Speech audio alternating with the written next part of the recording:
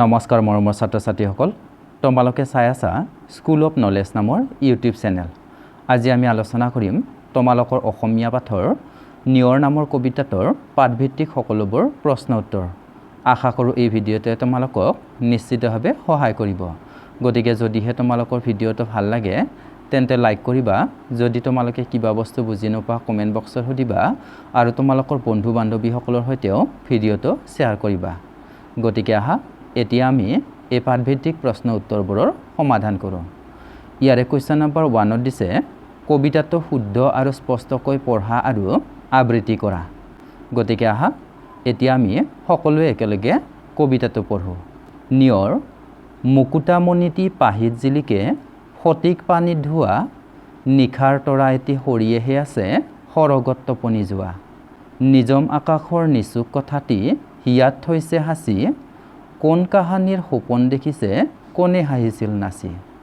ফুলনিত কোনে নিশা নাচিছিল ছিগি ৰৈ গ'ল মণি, ৰঙিলীৰ ভাৱ হাঁহি নাচনৰ ৰল চিন এই কণী।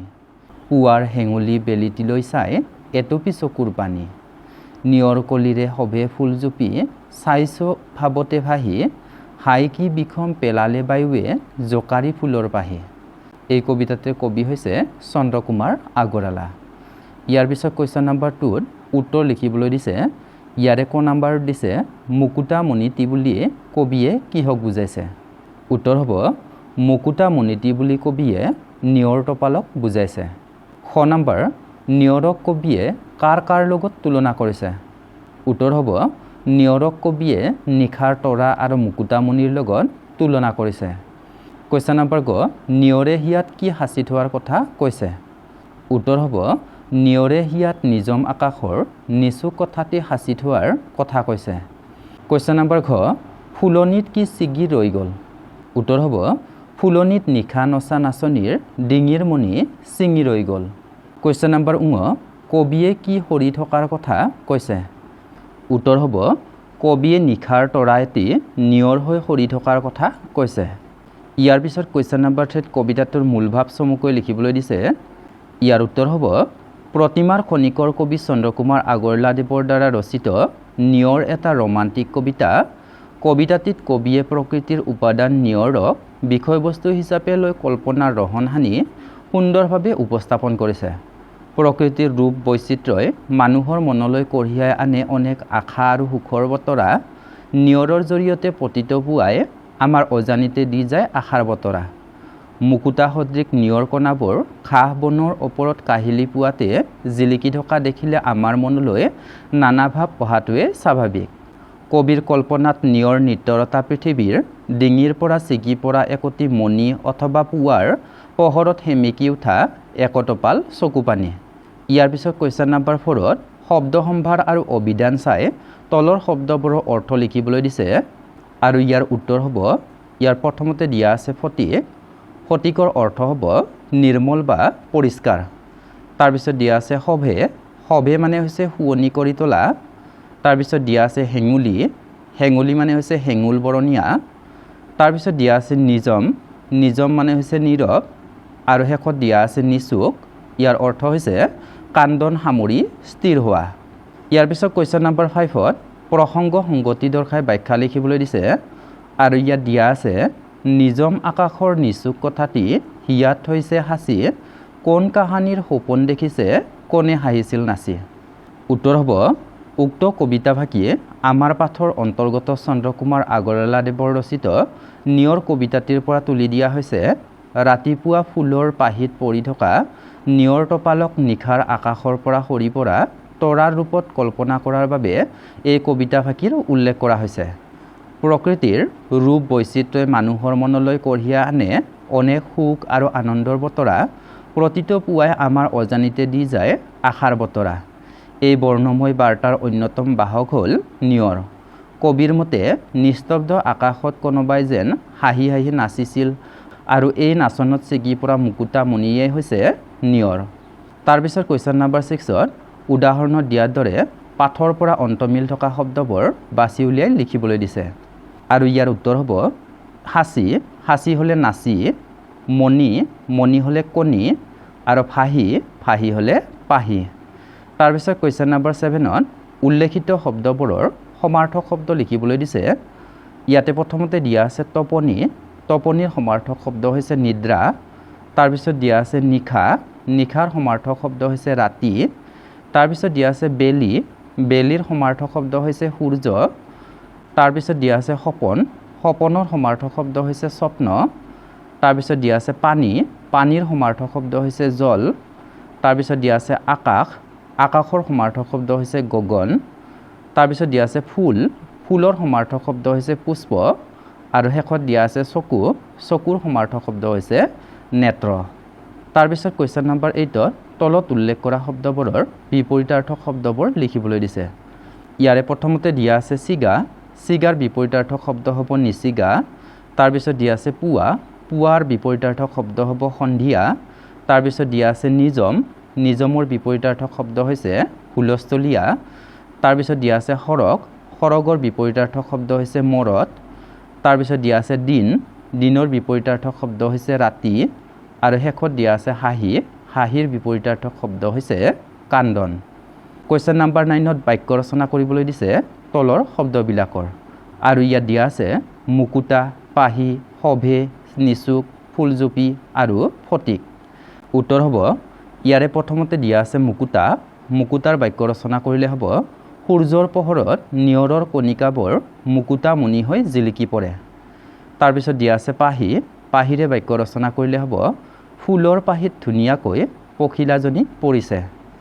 তাৰপিছত দিয়া আছে সভে, সভেৰে বাক্য ৰচনা কৰিলে হ'ব গোলাপ ফুলে গোটেই বাগিচাখনত শোভে। তাৰপিছত দিয়া আছে নিচুক, নিচুকেৰে বাক্য ৰচনা কৰিলে হ'ব নিয়ৰে নিজম আকাশৰ নিচুক কথাটি হৃদয়ত সাঁচি থৈছিল। তাৰপিছত দিয়া আছে ফুলজুপি, ফুলজুপিৰে বাক্য ৰচনা কৰিলে হ'ব ফুলজুপি লহপহকৈ বাঢ়ি আহিছে। আৰু শেষত দিয়া আছে ফটিক, ফটিকেৰে বাক্য ৰচনা কৰিলে হ'ব নৈখনৰ ফটিক পানীত পদুম ফুলবোৰ ধুনীয়াকৈ ফুলি আছে। কুৱেশ্যন নম্বৰ 10ত নিয়ৰ কবিতাটিত থকা তৎসমূহ আৰু তদ্ভৱ শব্দবোৰ বাছি উলিয়াই লিখিবলৈ দিছে। তুমি জনা তৎসমূহ আৰু তদ্ভৱ শব্দবোৰৰ এখন তালিকা প্ৰস্তুত কৰিবলৈ দিছে। এই প্ৰশ্নটোৰ উত্তৰ কৰাৰ আগতে তোমালোকে তৎসমূহ আৰু তদ্ভৱ শব্দ কাক বোলে সেই কথা জানিব লাগিব। প্ৰথমতে তোমালোকে চাই লোৱা তৎসমূহ শব্দ, যিবোৰ সংস্কৃত শব্দ পোনে পোনে আহি অসমীয়া ভাষাত প্ৰৱেশ কৰিছে সেইবোৰক তৎসমূহ শব্দ বোলা হয়। যেনে বংশ শব্দ, বৰ্ণ শব্দ, দীৰ্ঘ শব্দ ইত্যাদিবোৰ পোনে পোনে আমাৰ অসমীয়াত প্ৰৱেশ কৰিছে। তাৰপিছত যদি চোৱা তদ্ভৱ শব্দৰ বিষয়ে, যিবোৰ সংস্কৃত শব্দ পোনে পোনে অসমীয়া ভাষাত ব্যৱহাৰ নহয় পালি, প্ৰাকৃত আদিৰ মাজেৰে ৰূপ সলনি হৈ আহি অসমীয়া ভাষাত সোমাইছে সেইবোৰক তদ্ভৱ শব্দ বোলা হয়। যেনে আমাৰ অসমীয়াত সোমোৱা কৰ্মৰ কাম, হস্ত, হাত ইত্যাদি শব্দবোৰ হৈছে তদ্ভৱ শব্দ। ইয়াৰ কবিতাটিত উল্লেখ থকা তৎসমূহ আৰু তদ্ভৱ শব্দবোৰ হ'ল মুক্তা, মুক্তা হ'লে মুকুতা, স্ফটিক, স্ফটিক হ'লে ফটিক, স্বপ্ন হ'লে সপোন, স্বৰ্গ হ'লে সৰগ আৰু মণি হ'লে মণি। ইয়াৰ পিছত কুৱেশ্যন নম্বৰ 11ত দৈনন্দিন জীৱনত বিভিন্ন ক্ষেত্ৰত তুমি ব্যৱহাৰ কৰা ইংৰাজী শব্দবোৰ ভাগে ভাগে লিখিবলৈ দিছে। ইয়াতে শিক্ষা সম্বন্ধীয় শব্দবোৰ প্ৰথমতে লিখিবলৈ দিছে। আৰু ইয়াত প্ৰথমতে দিয়া আছে স্কেল, তাৰ পিছৰ শব্দবোৰ হ'ব pencil, duster, pen, rubber, desk, bench আদি। তাৰপিছত খেল সম্বন্ধীয় শব্দবোৰ হৈছে football, volleyball, ludo, out, umpire আদি। যান বাহন সম্পৰ্কীয় শব্দবোৰ হৈছে টেক্সি, বাইক, চাইকেল, বাছ আদি। পোচাক পাতি সম্পৰ্কীয় শব্দবোৰ হৈছে চাৰ্ট, পেণ্ট, স্কাৰ্ফ আদি। আচবাব সম্পৰ্কীয় শব্দবোৰ হৈছে ডেস্ক, বেঞ্চ, আলমিৰা, গডৰেজ আদি। আৰু বাচন বৰ্তন সম্পৰ্কীয় শব্দবোৰ হৈছে প্ৰেছাৰ কুকাৰ, জাক, বটল আদি। ইয়াৰ পিছত কুৱেশ্যন নম্বৰ 12ত এটা শব্দ প্ৰকাশ কৰিবলৈ দিছে। আৰু ইয়াৰে প্ৰথমতে দিয়া আছে যি আনৰ উন্নতি দেখিব নোৱাৰে। উত্তৰ হ'ব চকু চৰহা। খ নম্বৰ একে মাকৰ সন্তান। উত্তৰ হ'ব সহোদৰ। গ নম্বৰ যাৰ ঘৰ বাৰী নাই। উত্তৰ হ'ব উঘৰী। ঘ নম্বৰ যিজনে ভাল বেয়া বিচাৰ কৰিব নোৱাৰে। উত্তৰ হ'ব অবিবেচক। আৰু ঙ নম্বৰ যি আগেয়ে হোৱা নাই। উত্তৰ হ'ব অভূতপূৰ্ব। ইয়াৰ পিছত কুৱেশ্যন নম্বৰ 13ত নিয়ৰ কবিতাটিত পোৱা তৰা, আকাশ, পানী, কথা, হিয়া, সপোন, চকু আদি শব্দযুক্ত হৈ গঠিত খণ্ড বাক্যবোৰেৰে বাক্য ৰচনা কৰিবলৈ দিছে। আৰু ইয়াৰে প্ৰথমতে দিয়া আছে তৰা নৰা ছিঙি। ইয়াৰ অৰ্থ হৈছে বৰকৈ বেগাই, ইমান বেগাই যে উজতিত বন আদি ছিঙি যায়। আৰু ইয়াৰে বাক্য ৰচনা কৰিলে হ'ব তৰা নৰা ছিঙি সন্মুখতে বাঘটো দেখি তাই তৰা নৰা ছিঙি দৌৰিবলৈ ধৰিলে। তাৰপিছত দিয়া আছে আকাশত চাং পতা। ইয়াৰ অৰ্থ হৈছে অস্বাভাৱিক কল্পনা কৰা। আৰু ইয়াৰে বাক্য ৰচনা কৰিলে হ'ব কৰ্মত ফাঁকি দিয়া মানুহে আকাশত চাং পতাৰ কথা ভাবি লাভ নাই। তাৰপিছত দিয়া আছে পানীৰ তলৰ কাঁইট।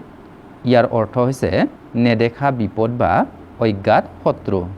বাক্য ৰচনা কৰিলে হ'ব বন্ধুৰ বেশেৰে আহি মানুহটোৱে তাক পানীৰ তলৰ কাঁইট হৈ বিন্ধিলে।